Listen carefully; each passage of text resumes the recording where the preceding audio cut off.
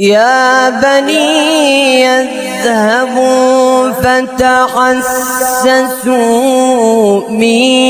يوسف وأخيه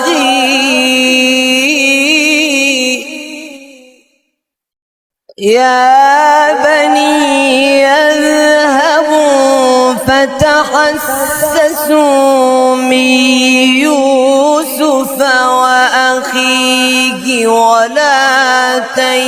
تيأسوا من روح الله